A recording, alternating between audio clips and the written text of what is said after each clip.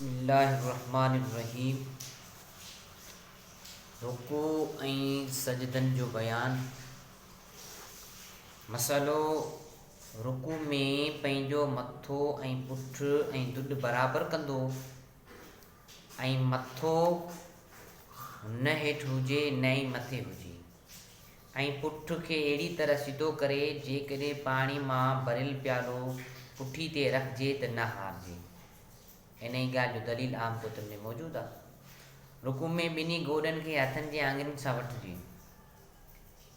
मसलो वेही नुमाज़ पढ़ंदड़ रुकू करण वक़्तु पंहिंजो मथो गोॾनि जे आम्हूं साम्हूं रखंदो। बयादी वाहिदी में इन ॻाल्हि जो दलील मौजूदु आहे। रुकू में सुभान रब्बिल अज़ीम ऐं सजदे में सुभान रब्बिल आला घटि में घटि 3 दफ़ा पढ़ंदो। मसलो पहिरियों सजदो फ़र्ज़ आहे ऐं ॿियो सजदो बाबति इख़्तिलाफ़ आहे। के चवनि था त फ़र्ज़ आहे ऐं के चवनि था त वाजिबु आहे। सभु कंहिं रकात में 2 सजदा हुजण में राज़ ही आहे त जॾहिं माण्हू पहिरियों सजदो करे थो त पाण खे जताए थो त तोखे हिन मिटी मां पैदा कयो वियो आहे।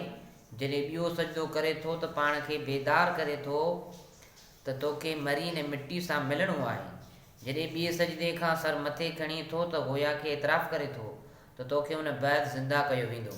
इन ई ॻाल्हि जो दलील मिरकात जी किताब मौजूदु आहे। अलहासिल त 2 सजदा हर रकात में रखी करे नुमाज़ी खां हीअ हिन आयत करीमा जे मफ़हूम जी अमली मश्क़ कराई वञे त सजदे में 2 हथ ऐं गोॾा नक ऐं पेशानी ज़मीन ते रखंदो जॾहिं त 2 पेर खोड़ींदो जंहिंजी तरतीब गुज़री चुकी आहे। मसलो सजदे में जेकॾहिं बिना उज़र हिकु पेर खोड़ियाई ऐं हिकु पेर न खोड़ियाई त नुमाज़ मकरूह थी पवंदी। मसलो सजदे में ॿाहूं अहिड़ी रीति खोले जो नंढड़ो छेलो ॿाहुनि मां लंघी सघे। इन जो हिकिड़ो मसलो आहे जेकॾहिं रश हुजे त उन तरह न खोले। ऐं मसलो ॿियो बि आहे त सजदे में ठूंठियूं ज़मीन ते न रखे। इहा ॻाल्हि आम कुतुब में मौजूदु आहे। ऐं सजदो करणु वक़्तु 2 हथ कननि जे साम्हूं ज़मीन ते रखी। इन ई ॻाल्हि जो दलील आलमगीर में मौजूदु आहे त जेके रुकू ऐं सजदे में कमु करणु के फ़र्ज़नि के वाजिबनि के सुनतनि ऐं उन्हनि जी तरतीब जेका मूं तव्हांखे ॿुधाई उन्हनि जो अमल करणु खपे ऐं उन्हनि जो ख़ासि ख़्यालु रखणु खपे। छो उन्हनि मां कंहिं बि हिकिड़ी शइ जो रहिजी वियो का शइ रहिजी वई त उहा मकरूह नुमाज़ थी पवंदी।